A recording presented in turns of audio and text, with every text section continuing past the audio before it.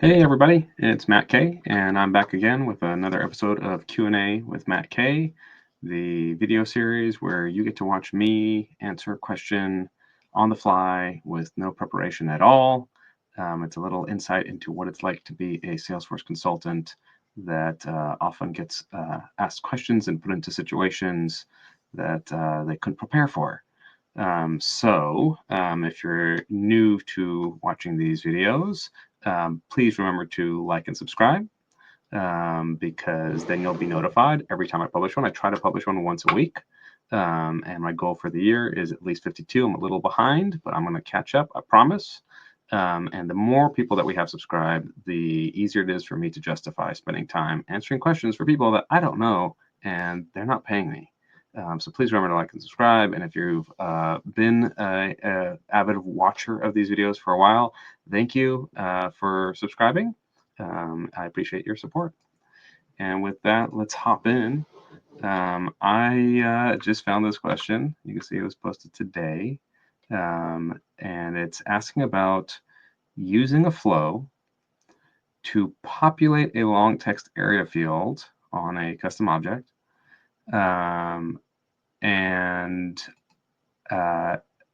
At first I thought, oh, this is going to be easy. Honestly, I looked at it like, a couple minutes before I hit record. But then I read down here at the bottom, and the poster said that you can't set the value of a long text field the same way as other fields. And I was trying to think, have I done this before? I'm not sure if I have. So we're going to find out. This is what I do. I figure it out on the fly. I've been, playing with Salesforce long enough that I feel comfortable showing the world what I don't know, and hopefully we'll figure it out together. Feel free to yell at the video if I make a mistake, and you could even post a comment if you want and let me know. So I'm going to jump to a Trailhead playground that I have here, and let's see what long text fields we have, right? I'm gonna just go to leads because that's an easy object to work with, and I know there's a description field on here. Obviously, we all know that. Let's see, maybe I'll create a custom field. That sounds good because I want to make sure I get as close to this particular situation as possible, but I don't want to have to create too many things. So let's jump to edit object. Fastest way to edit fields on an object is when you're already there. Choose the gear, and we're going to create oh no, that's not what I wanted to do. We're going to create a unedited videos. You see really what it's like behind the scenes. We're going to call this field, what did this person call it? I don't know what they called it. Beats me. Let's call it long text field.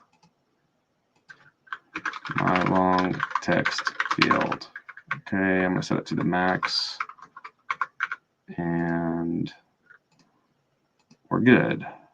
Perfect. Okay, let's hit next, get it onto the page. Safe harbor notice, I'm in a Trailhead playground.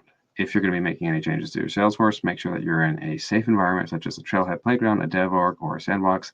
Don't make changes directly to production. I'm not responsible for anyone that does what I do while watching these videos. Okay, and let's just see, is it on the page here? It may not be because this may be a Lightning page. Nope, there it is. Perfect. Okay. We got a lot of junk on this page. I'm going to go ahead and edit the page and just clean it up a little. Try to get this looking a little better. And what I may even do is put the field higher up on the page so that we don't have to scroll down. I definitely want to make this our primary tab because I don't want to have to keep adjusting it. Let's get rid of that from a previous video. We have my long text field down there. Let's save this, and then let's edit this layout. That's my favorite way to edit layouts, is to go to the Lightning page and then click on the page layout. All right, let's move this up to somewhere silly that I would never put it in the real world, top right corner. Okay, and let's come back. And now we're ready to get into the flow. I'm a little nervous. just a little. But we'll figure something out, right? Figure out how to spell flow, and then we will start writing a flow. So I'm going to click New Flow, and I'm going to make this a record-triggered flow. Let's start from scratch, and we'll make it record-triggered on leads. Now, in this case, I'm going to do it whenever a record is created or updated, and I want it to be a fast field update, so I'm going to populate it on the fly. I don't know if that's actually what this particular person was doing, because we don't see enough of their flow. You can see it kind of stops there. And obviously there's like a bunch of stuff going on here, but the question is really about this part down here. So I'm just going to ignore all the other stuff.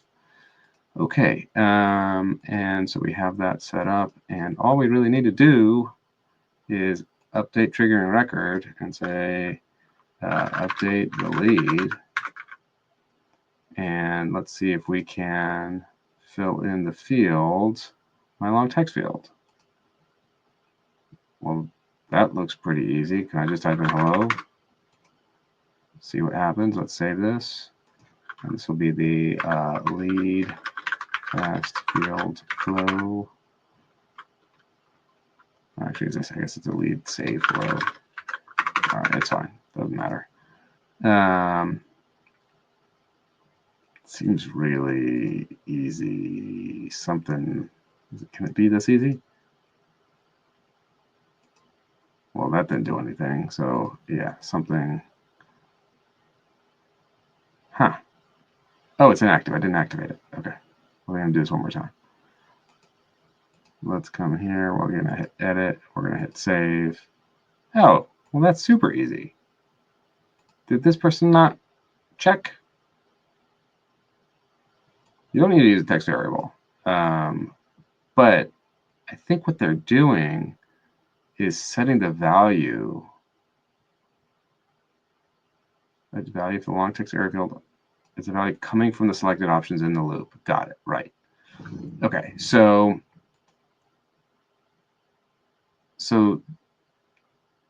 they're setting it to the value of a variable, right? That's, and maybe this is where we're getting.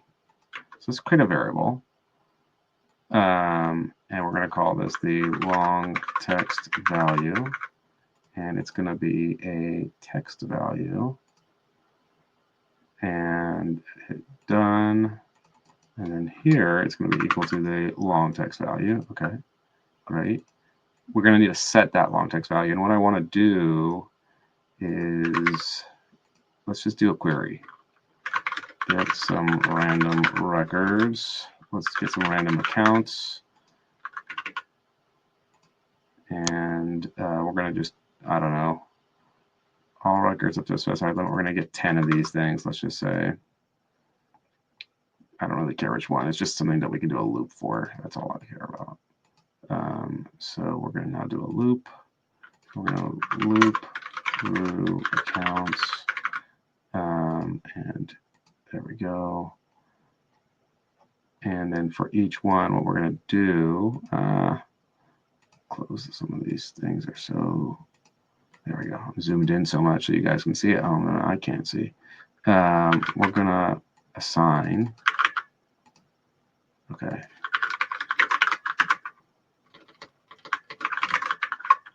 So we're going to set the long text value. And what we're going to do is we're going to add, I don't know, let's do like the name or something like the account. It doesn't really matter. This is just to kind of simulate the situation that this person has asked about. Well, it would help if I knew how to find. Let's just do that. Okay. And then I'm going to also add, now this is where it gets tricky. I want to add a carriage return. I'm not sure what that's going to look like. It's a text field. We could do a blank value, but that's not the same as a carriage return. All right, let's do blank value for now. And let's save as a new version. And I'm going to go ahead and do it the right way this time. I'm going to go ahead and debug. And we're going to return that the record was just updated, and the record is the Matt K record, and let's hit run. Ha! We got an error. The get some random accounts element in your flow has validation errors. Okay, what is the problem? You need a condition. The condition is let's let the name is not null. So let's say is null false, and save, and debug again. Nice. Okay. Well, that seemed really easy too. Let's close that tab, come here, let's hit edit. And so now this value should change. Let's go ahead and see what happens. Yep, that changed. Well, that was easy. But to be fair, maybe we want those carriage returns because I have a feeling we do. So let's see if I can figure out how to do that. We're going to come back to edit the flow. And I'm going to create a new resource that's a text template. Is this what he was talking about? Could this be what he was talking about? See, the problem with the text template is it is like this big thing, and then you replace pieces in it, like an email template, as opposed to something that's constructed along the way. But I can't tell from this whether he wants a text template or just some string that keeps getting longer and longer. But he's within the two set policy value assignments. Oh, would I? Would I look at the update record element to then update the value of the policy field from the text variable?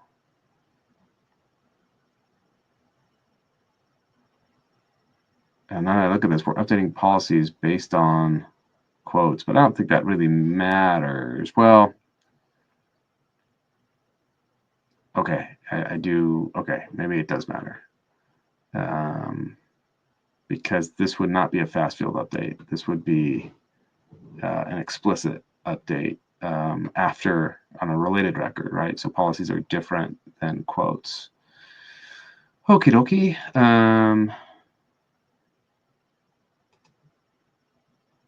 Let's see. But does that matter? I don't think it matters. The question really just becomes, how do we get a carriage return in here? And aha, okay, the answer might be something simple.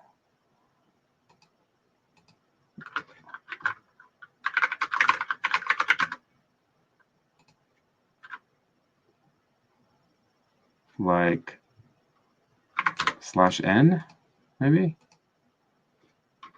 Or /r. Let's try this out. So that's how you write a carriage return in, let's just say code for now. There's other ways of doing it too, though. In HTML, it would be like a BR tag. Let's activate this.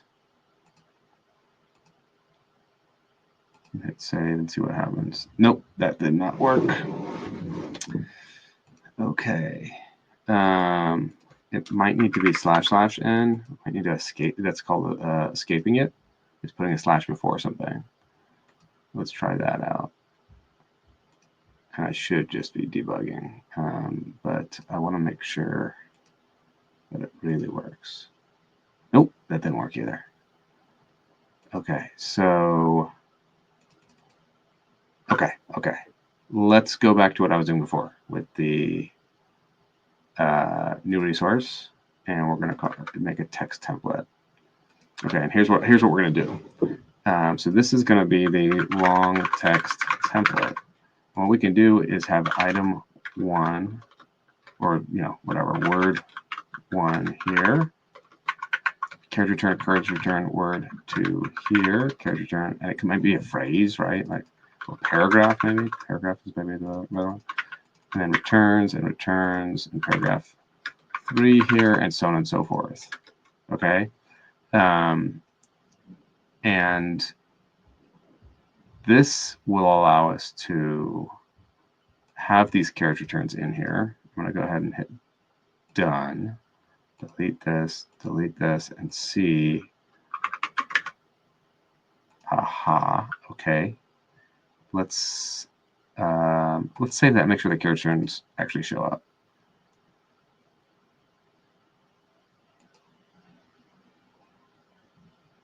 Okay. And we're going to come here, we're going to hit edit, we're going to hit save. Whoa, look at that. That is not what we wanted. Definitely not. That's rich text.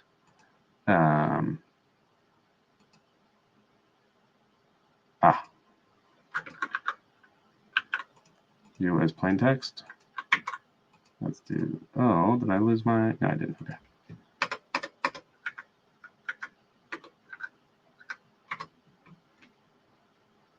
Okay, let's try that. I don't know. I'm not sure what this person wanted, so I'm kind of just guessing. But let's see what happens now. That's better. There we go. Okay, perfect. Perfect. Okay. I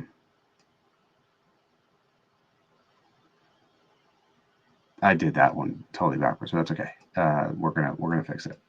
So we're gonna come here, hit edit. This is going to be set to the long text template. Okay, so in the update, we're going to do the long text template. Here, what we're going to do is, what was it? He called it like a policy or something? Policy values, set policy values. Okay, let's do this. Let's create a new resource. We're going to create a variable called policy value 1. Right, and done, and then we'll create another resource called policy. So I think I kind of understand what's going on here. Policy value 2 text. I don't know. And this assignment here, we're going to add the name.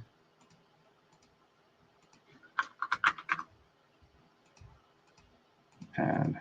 We'll just put a space in there for now. And then policy value 2. We're going to add the, what's another field on the account? I don't know. Type. Oh, we want current loop. Yeah, sure, the account. And then policy value 2. We're going to add a space. Okay, and then we're going to come back to our template, and instead of having paragraph here, we're going to insert policy value 1, and let's get rid of all this other stuff. I'm going to put a return. I'm going to put there is a carriage return above and below this line, right? Essentially meaning there's a blank line above and below. So 2 carriage returns actually, but let's not get into it. Okay, done. Save as new version, save, activate. All right, and so what's going to happen when I hit edit, when I hit save,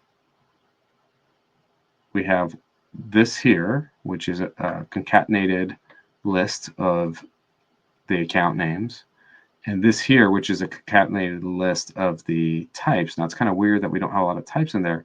Let's go to Farmers Co-op, and then we'll go to UK or one of these other ones. Edge, let's go to Edge. My guess is there's no type on there. Either that or I made a mistake. One of the two. Or both, technically. Is the type field on here? There is a type. I must have made a mistake. Let's see. Is there a type field on here? Ah, no type on here. Okay. Let's do that. Hit save. So let's find out. Did I make a mistake? Or was it just only one record was filled in? Ah, there we go. Okay. I should have put a comma or something like that, but that's okay. But this is the gist of it. So a couple ways to do it. If you need carriage returns, I would recommend creating a text template and then that text template references your other variables. And you set those variables within, or you assign those variables within your loops, right? Or whatever conditions you need to determine how to set it. That's going to happen here. And then at the bottom, when you go to do your update or your create, you're just going to choose the field and set it to the template. Super easy. Yeah, that's the way I would recommend doing it, because that'll give you the most freedom. But if for some reason you don't need the carriage returns, it's just a simple value, then you could just use a single variable and not have to do all of the extra work that I did. Well, that was actually pretty quick. Once again, thank you for watching. Please remember to like and subscribe. If for some reason you have a question, you can post it onto the Trailhead site or Reddit or Stack Overflow, or send it to me directly at quick2.click/Q&A. And then I will answer your question in a video like this. Thanks so much, and I will see you again next time. Bye-bye.